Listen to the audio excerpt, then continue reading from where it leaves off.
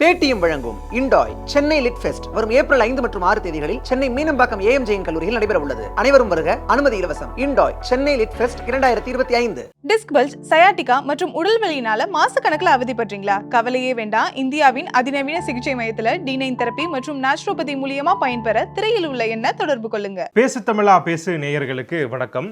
சமீபத்தில் C voter சார்பில் ஒரு கருத்து கணிப்பு எடுத்திருந்தாங்க. இதுல 2026 தமிழ்நாட்டின் முதல்வராகிறது யாருக்கு அதிக வாய்ப்பு இருக்கு அப்படிங்கிற கேள்வியை முன் வச்சிருந்தாங்க.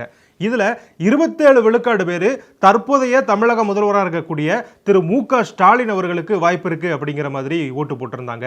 இதற்கு அடுத்தபடியா இரண்டாவதா யாருக்கு அதிக ஓட்டு போட்டிருக்காங்க அப்படிங்கிறத மிகப்பெரிய ஆச்சரியத்தை எல்லாருக்கும் ஏற்படுத்தியிருக்கு. நிறைய பேரை புருவமுறுத்த வச்சிருக்கு அப்படின்னே சொல்லலாம். ஏன் அப்படின்னா புதிதாக கட்சி ஆரம்பித்த நடிகர் விஜய் அவர்களுக்கு 2வது இடத்தை கொடுத்திருக்காங்க. தமிழக வெற்றி கழகத்தின் சார்பில் முதல்வர் வேட்பாளராக விஜய் அவர்கள் போட்டியிட்டார் அப்படின்னா அவருக்கு 18 விழுக்காடு வாக்குகள் விழும் அப்படின்னு இந்த கருத்து கணிப்பின் மூலமா தெரிய வந்திருக்கு. இதற்கு அடுத்தபடியா தமிழ்நாட்டின் முன்னாள் முதல்வரான திரு எடப்பாடி பழனிசாமி அவர்களுக்கு 10 விழுக்காடு வாக்குகளும், கடைசியா திரு அண்ணாமலை அவர்களுக்கு 9 விழுக்காடு வாக்குகளும் விழும் அப்படின்ட்டு இந்த கருத்து கணிப்பின் மூலமா தெரிய வந்திருக்கு. சோ நிறைய பேர் பாத்தீங்க அப்படின்னா டிஎம்கேவை சேர்ந்தவர்களாக இருக்கட்டும், தமிழக வெற்றி கழகத்தை சேர்ந்தவர்களாக இருக்கட்டும், இந்த கருத்து கணிப்பை ரொம்பவே குளோரிஃபை பண்ணிக்கிட்டு இருக்காங்க. சோ இது வந்து மக்களின் மனசாட்சியை வெளிப்படுத்தி உள்ளது அப்படிங்கிற மாதிரி திமுக காரங்கெல்லாம் சொல்லியிருக்காங்க. நாங்க கொடுக்கிற நல்ல ஆட்சிக்கு இதுவே சாட்சி அப்படிங்கிற மாதிரிலாம் அவங்க பேசிக்கிட்டு இருக்காங்க. இதற்கு அடுத்தபடியா விஜய் கட்சிக்காரங்க என்ன சொல்றாங்க அப்படின்னா, பாருங்க இத்தனை வருடங்களா அதிமுக தமிழகத்தை ஆண்டிருக்கு, ஆனாலுமே அவங்களால 2வது இடத்தை கூட பிடிக்க முடியல. சிஎம் ஃபேஸ் அப்படின்னு வரும்பொழுது மக்கள் எல்லாருமே விஜயை தான் தேர்ந்தெடுத்திருக்காங்க அப்படிங்கிற மாதிரி அவங்களும் சொல்லிக்கிட்டு இருக்காங்க. ஸோ இதுக்கு மேலேயும் அவங்க சில வார்த்தைகள் சொல்றாங்க. அது என்ன அப்படின்னு பார்த்தீங்கன்னா, எங்க தலைமையில் ஒரு கூட்டணி அமைஞ்சாதான் திமுகவை எதிர்க்க முடியும், நாங்க தான் கூட்டணிக்கு தலைமை தாங்கும் அப்படின்னு பல நாட்களாக சொல்லிக்கிட்டு இருந்தோம். ஆனால் நீங்கள் என்ன சொன்னீங்க, எங்களுக்கு அனுபவம் கிடையாது, நாங்கள் இப்போ தான் புதுசாக அரசியல் களத்துக்கு வந்திருக்கோம் அப்படிங்கிற மாதிரி சொல்லியிருந்தீங்க. ஆனால் எங்களுடைய தலைவர் விஜய் அவர்கள் 30 ஆண்டுகளுக்கு மேலாக திரைப்படங்களில் நடிச்சிருக்காரு. அதன் மூலமாகவே அவர் வந்து தமிழக மக்களின் உள்ளங்களை கொள்ளையடிச்சு வச்சிருக்காரு. அது மட்டும் இல்லாமல் எப்பப்பெல்லாம் தமிழ்நாட்டின் உரிமைகளுக்கு பிரச்சனை வருதோ அப்போ எல்லாமே விஜய் அவர்கள் குரல் கொடுத்திருக்காரு.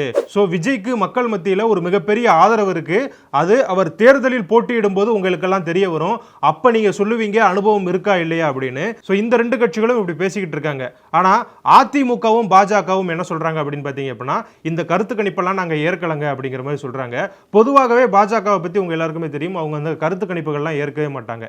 ஏன் அப்படின்னா நாடாளுமன்ற தேர்தலுக்கு அடுத்து நடந்த ஹரியானா எலெக்ஷன் ஆகட்டும், மகாராஷ்டிரா எலெக்ஷன் ஆகட்டும், கருத்து கணிப்பு ஒன்று வந்தது.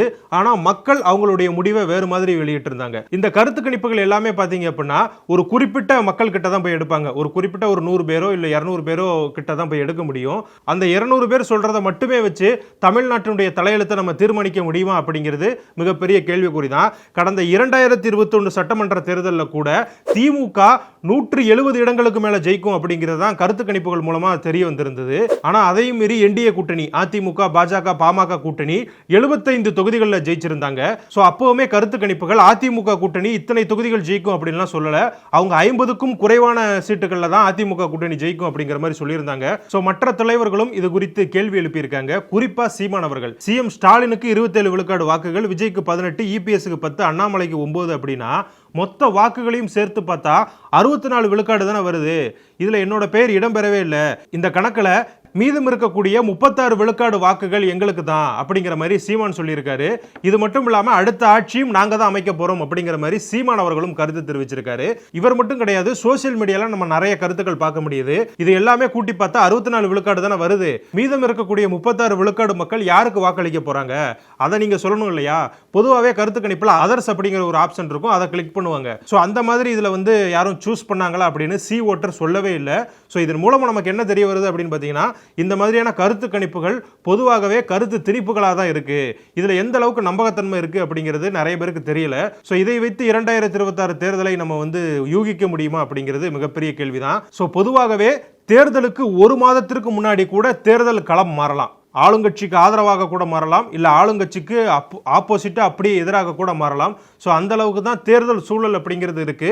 நம்ம தேர்தலுக்கு 1 வருடத்துக்கு முன்னாடியே ஒரு கருத்து கணிப்பை எடுத்து வச்சுக்கிட்டு இதுதான் தமிழக மக்கள் விரும்புறாங்க அப்படின்னு சொல்றது எந்த அளவுக்கு நியாயம் அப்படிங்கிறது நமக்கு தெரியல. இதுல உண்மைத்தன்மை இருக்குமா அப்படிங்கிறதும் தெரியல. இதை பத்தி நீங்க என்ன நினைக்கிறீங்க அப்படிங்கிறத கமெண்ட்ல சொல்லுங்க.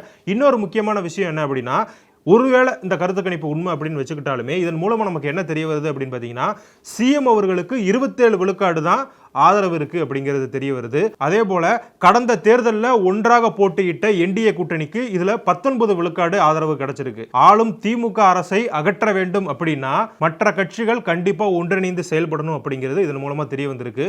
இது குறித்து கிருஷ்ணசாமி அவர்களும் ஒரு கருத்து தெரிவிச்சிருக்காரு. புதிய தமிழகம் கட்சியின் தலைவராக இருக்கக்கூடிய கிருஷ்ணசாமி அவர்களும் அவர் என்ன சொல்லியிருக்காரு அப்படின்னு பார்த்தீங்க அப்படின்னா, திமுகவை ஆட்சியில் இருந்து அகற்ற வேண்டும் என்றால் மற்ற கட்சிகள் எல்லாம் ஈகோவை விட்டு ஓர் அணியில் திரள வேண்டும் என அழைப்பு விடுத்திருக்காரு.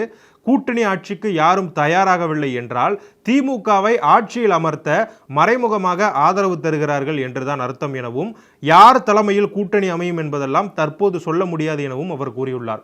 அதாவது இவர் கடந்த தேர்தலில் அதிமுக கூட்டணியில் போட்டியிட்டார், தென்காசி தொகுதியில் தோல்வி அடைஞ்சிருந்தார் அப்படிங்கிறது நம்ம எல்லாருக்குமே தெரியும். ஸோ அவரே முன் இப்படி ஒரு கருத்தை தெரிவிக்கிறாரு. இது அதிமுகவின் தலைமையில் இருக்கக்கூடிய எடப்பாடி பழனிசாமி அவர்களுக்கு மறைமுகமாக ஒரு ஹிண்ட் கொடுக்கிறாரு அப்படின்னு நம்ம எடுத்துக்கலாம். இன்னைக்கு கூட செங்கோட்டையன் அவர்கள் டெல்லிக்கு பயணப்பட்டிருக்காரு. செங்கோட்டையன் அவர்கள் தான் கடந்த 3 வாரங்களா பேசுபொருளாக இருக்கிறாரு. அதிமுகவில் சசிகலா, டிடிவி தினகரன், ஓபிஎஸ் இந்த 3 நபர்களையும் சேர்க்க முடியாது, ஒருங்கிணைந்த அதிமுகவை மீண்டும் உருவாக்க முடியாது அப்படிங்கிறதான் பொதுப்பட்ட கருத்தா இருக்கு. எடப்பாடி பழனிசாமி அவர்கள் என்ன சொல்றாரு அப்படின்னா, நாங்க தாங்க உண்மையான அதிமுக, ஒருங்கிணைந்த அதிமுக எதுவும் கிடையாது, நாங்க தான் ஒருங்கிணைந்த அதிமுக அப்படிங்கிற மாதிரி அவர் கருத்து சொல்லிக்கிட்டு இருக்காரு. ஆனா செங்கோட்டையன் அவர்கள் மூலமாக மீண்டுமே ஒருங்கிணைந்த அதிமுகவை உருவாக்க முயற்சி நடப்பதாக பேச்சுக்கள்லாம் எழுந்துகிட்டு இருக்கு. ஸோ இன்னைக்கு டெல்லிக்கு அவர் போனதுக்கான காரணமும் அதுதான் அப்படின்னு கூறப்படுது. இதற்கு மத்தியில ஏப்ரல் 6ஆம் தேதி பிரதமர் அவர்கள் தமிழ்நாட்டுக்கு வர இருக்காரு. பிரதமர் அவர்கள் தமிழகத்திற்கு வரும் பொழுதுதான் அதிமுக பாஜக கூட்டணி மீண்டும் அமைய வாய்ப்பு இருக்கிறதா, அந்த கூட்டணி உறுதியாக அமையுமா அப்படிங்கிறது தெரிய வரும்.